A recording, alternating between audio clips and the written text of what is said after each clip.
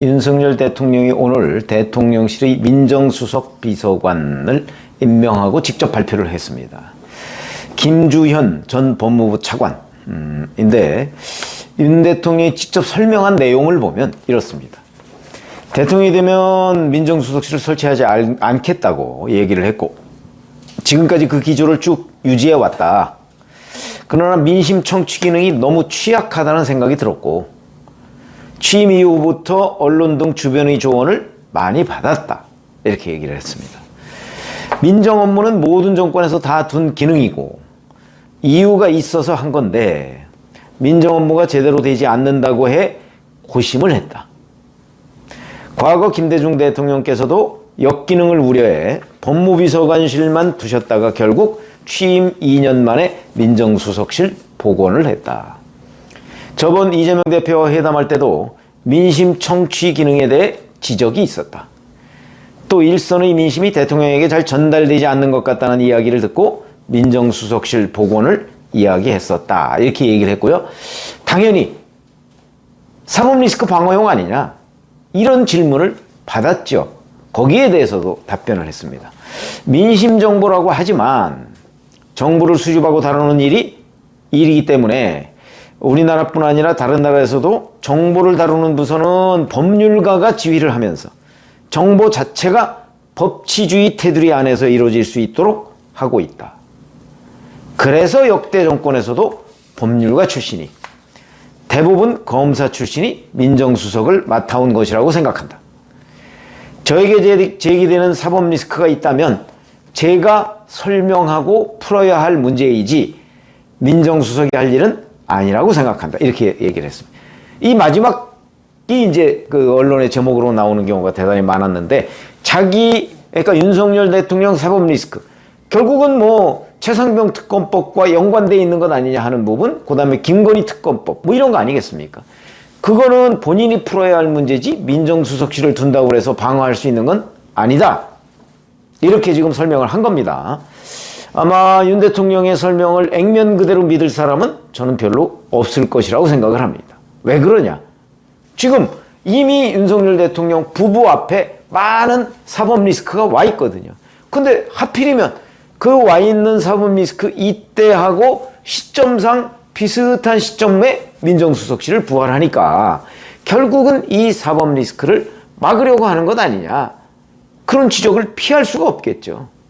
그러니까 민정수석실을 부활을 하려면 좀 더 일찍 하든가 아니면 약간 요즘 윤석열 대통령 부부의 사법 리스크가 좀 뭐 잠잠해졌을 때 또는 일단락됐을 때 뭐 이런 때 부활한다면 이 설명이 액면 그대로 국민들한테 납득이 됐을 텐데 지금은 그런 상황은 아니다. 그래서 타이밍이 참 묘했다 하는 부분 하나 지적을 하지 않을 수가 없는 것이고 그 다음에 두 번째는 사실은 그동안 그런 민정수석실이 없어서 그러니까 민간정보 또는 민심하고 뭐 비슷한 얘기인데 그 민심이 대통령한테 전달되지 않았던 거냐 아니면 대통령이 그런 부분에 관해서 제대로 수용을 안 했던 거냐. 저는 후자라고 보거든요. 대통령이 제대로 수용을 안 한 거죠. 아니면 수용하려는 자세가 조금 부족했던 것 아니냐. 물론 대통령 비서실에 여러 가지 문제점이 있겠죠. 그러나 그렇더라도 그 대통령 비서실 또한 윤석열 대통령이 임명하고 관리를 해야 되는 책임이 있습니다. 비서실장 딸랑 임명해놓고 비서실장 당신이 다 책임지시오 이런 건 아니거든요. 그렇기 때문에 대통령이 민심을 제대로 청취하지 못했다 하면 민심이 거기까지 전달이 안 됐다는 뜻이 아니고 전달은 됐는데 본인이 제대로 그 부분을 어떤 무게 있게 본인이 수용하지 못했다. 거기에 대한 책임은 윤 대통령도 있다는 거죠. 민정수석실이 있느냐 없느냐 하고 별개의 문제입니다. 왜? 사실은 민심 이런 것들은요 정무수석실에서도 합니다.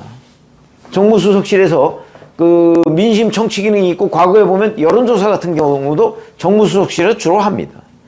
그러니까 과거에 오히려 민심은 정무수석실에서 담당하고요. 민심 관리는 전달 이런 거는 그 다음에 민정수석실에서는 주로 대통령 친인척 측근 관리, 그 다음에 사정기관 관리 이런 거를 합니다. 총선이 다가오면서 현역 의원들은 의정보고회라는 걸 합니다. 그동안 국회에서 자기가 4년 동안 이러이러한 일을 했습니다 라는 걸 이제 유권자들한테 보고하는 거죠. 편법적인 선거운동이죠. 왜냐면 현역 국회의원들이 아닌 사람들은 이걸 못합니다.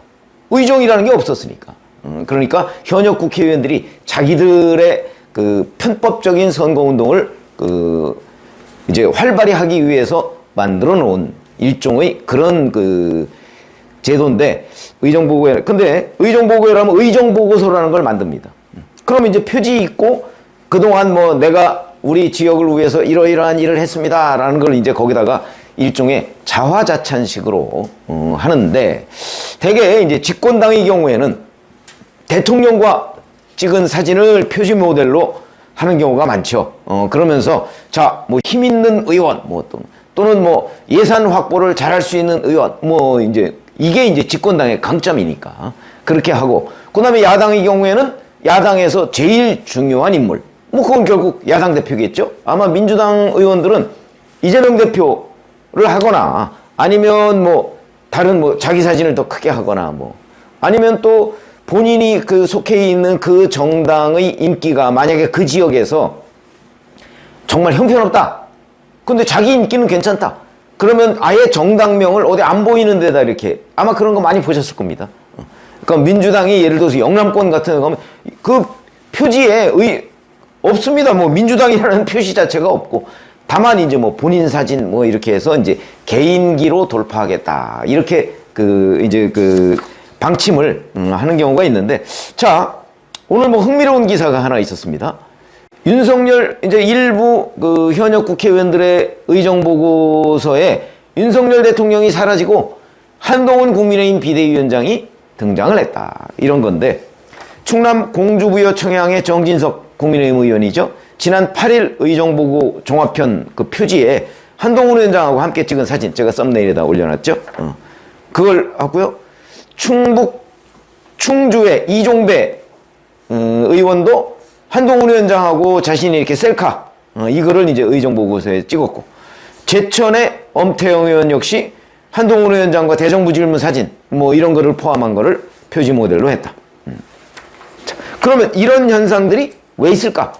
이건 역시 윤석열 대통령으로서는 좀 씁쓸할 텐데, 윤석열 대통령의 국정 운영 평가에 대한 지지율, 뭐 긍정평가, 부정평가. 그런데 취임한 이후 한 두어 달 정도 긍정평가가 상당히 앞서 있었는데, 그 이후에 부정평가가 점점 늘어나기 시작해서 지금 취임한 지 1년 8개월 정도 됐는데, 부정평가가 거의 한국갤럽 기준으로 보면 한 2배 가까이 됩니다. 그래서 이제 이런 정도 가지고서는 선거를 치르기 어렵다. 뭐 이런 지적을 윤석열 대통령이 이제 많이 받곤 했는데, 아직까지도 뭐 이걸 개선하기 위한 어떤 정책적 노력 뭐 이런 것들은 좀 보이는데, 핵심적인 부분. 자, 윤 대통령에 대한 국정운영 부정평가가 이렇게 높은 이유가 무엇이냐?